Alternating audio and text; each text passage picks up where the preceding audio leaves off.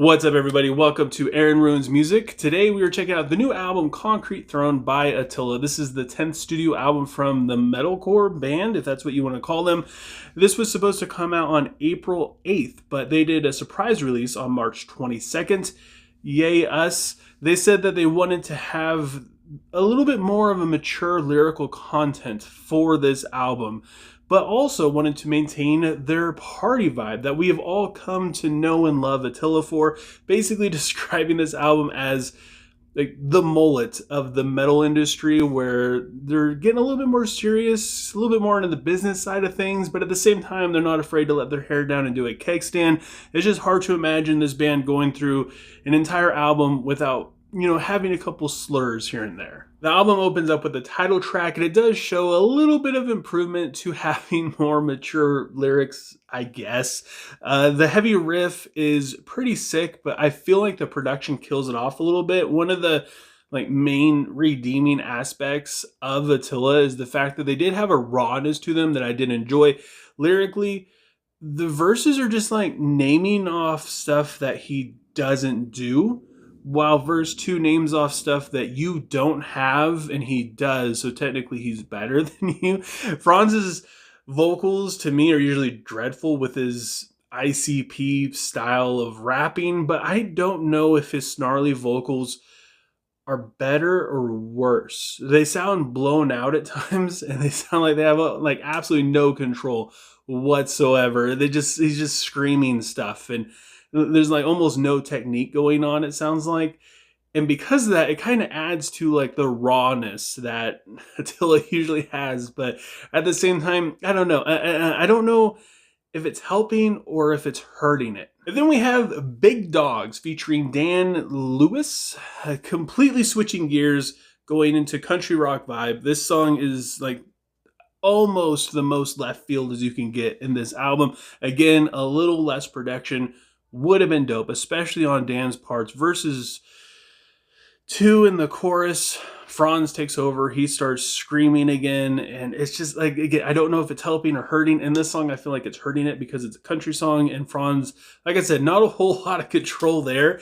And in this song, it feels a little bit more squeaky clean than he is able to do with his distorted vocals, so it just kind of isn't really hitting all that well. And they're just basically announcing that they're back, referring to themselves as the villains, and you're invited to join them and come and hang out with the outcasts. It kind of works for a country song because it just has that Kid Rock kind of vibe. We're the outcasts. It has that country feel to it.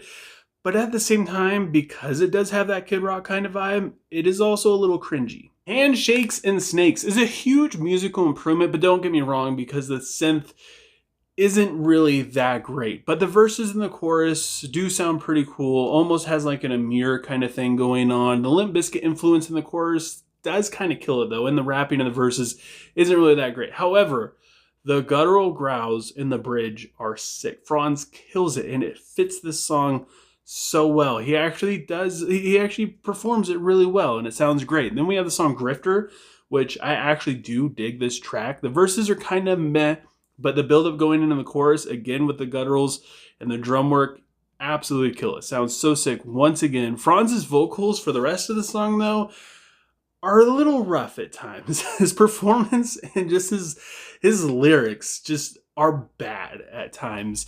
I feel like a lot of it's just filler where he's saying random curse words and even just saying woo at times, and there's just not a whole lot there. Bite Your Tongue is another kind of weird song out there in left field. It's got an early 2000s hard rock kind of sound. The chorus is good, and it seems like they're taking some notes from Bill Murray when it comes to rhythm and vocal melodies. The breakdown was surprisingly the worst part of this song. Like I said in Handshakes with Snakes, the guttural growls fit perfectly.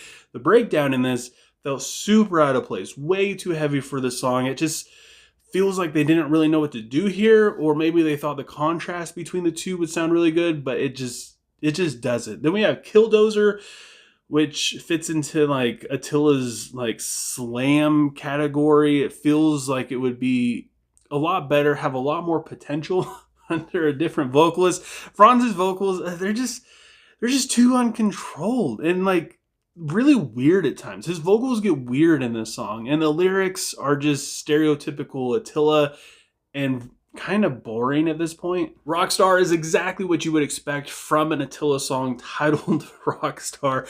It's about drugs, alcohol abuse, misogyny, womanizing, cars, money, the typical stuff. There's a few lyrical Easter eggs throughout this song, like Welcome to the Jungle and Pour Some Sugar on Me. Actually, those are the only two Easter eggs. They didn't really get, too, they didn't get too methodical with this. There's not a whole lot of metaphors. It's pretty basic. Everything for the musicians is pretty much phoned in on this song. It's almost the cringiest song on this album. But that one has to go to I Don't Drink, I Get Drunk, featuring Shy Eubank. Another country-esque song with a very strong Kid Rock vibe. Once again about drugs, alcohol abuse, objectifying women, cars, and money. It's the party side of this new mature Attila, and it's easily like one of the cringiest songs that they've ever written. I just love the fact that Rockstar and I Don't Drink, I Get Drunk are back to back. Those are like the essential Attila songs, and also the essential just Attila vibe. American Rejects goes back to them saying that they are the outcasts. However, Attila is like the mean kids at school that, pick on the kids in the wheelchair or steal the crutches from the kid who has the broken foot, and they pick on the kids who are small and weak and are already kind of unpopular, and because of that, nobody else likes the group of the mean kids. So the mean kids kind of think that they're outcasts and they're cool because of it, but at the same time, they're not really aware of how unmartyr-like they really are. That's basically Attila in this song. Musically, it's pretty much the same thing as Grifter, just not quite as dynamic. And also, another random fact, he says Rejects 21 times in the song. Then there's a song Alt, which is almost good. It brings the heat. Franz's vocal growls sound pretty good in the first part of the choruses, and it kind of falls apart after that. The rhythm in the chorus feels very dated. The only cool part of this song really is the interlude, which is weird because there's an actual guitar solo that comes after it, so it feels a little redundant. But the rest of the song, including the actual guitar solo, is kind of pointless to hear. If anything, just listen to this one for the interlude. And then there's the song Pressure, which, I've been saying that I feel like under a different vocalist, a lot of these songs would sound better. And this one features Will Ramos. And I feel like there's a lot of evidence that that might be true. This song would have been so much better by itself if Will Ramos was the only vocalist in it. He shows what an actual controlled guttural growl and snarls sound like. I know Will Ramos is he's kind of the X factor when it comes to this sort of thing. I mean, it's hard pressed to find any vocalist that's better than him. I mean, at that point, you're basically, it's all preference. It's Ben Durr. There's a lot of them out there. But Will Ramos he's top. He's up there. And this just shows, once again, what it would be like if Franz was even just a little bit better. And then we have the closing track, Dog Pack, which is maybe the worst song on this album. I don't know. It's hard to tell. It's awful. The ICP rapping just isn't it. The sample beat absolutely sucks. The lyrics are embarrassing. This is once again peak stereotypical Attila. Franz, his tone in the chorus is very laughable, along with the lyrics. Even the feature, who I failed to mention because it doesn't really matter, drops the ball. Just if you're listening to this album, just take Pressure as the closing track. Once you hear Pressure, just turn it off, because even if you like this album, I feel like this song is going to ruin it for you. So surprisingly, even in myself, this isn't the worst Attila album to date. The lyrics actually aren't like cringy 100% of the time, so it is an improvement. It's more like 97% of the time, but it still is moving in the right direction. I really dig the heavier direction that this band is going in as well. I like the heaviness of it. I like some of the riffs. The drum work actually sounds pretty good throughout it. I would say like 2 of the songs on this album are meh, while the rest of them will make you shake your head and feel shame, and you will probably be embarrassed if anybody hears you listening to it. So because of that, I got to give Concrete Throne by Attila a 3.8 out of 10.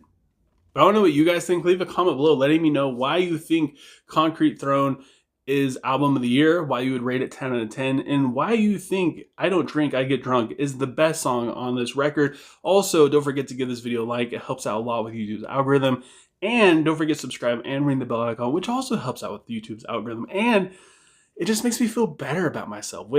After listening to this album, it's something I really need. I could use the support. I could use just a little comfort, and that would help me out a lot. And I just thank you guys so much for taking time out of your day to listen to me talk about this album and some music. And I hope you guys have a good rest of your day or night whenever you happen to be watching this. And I will talk to you guys next time.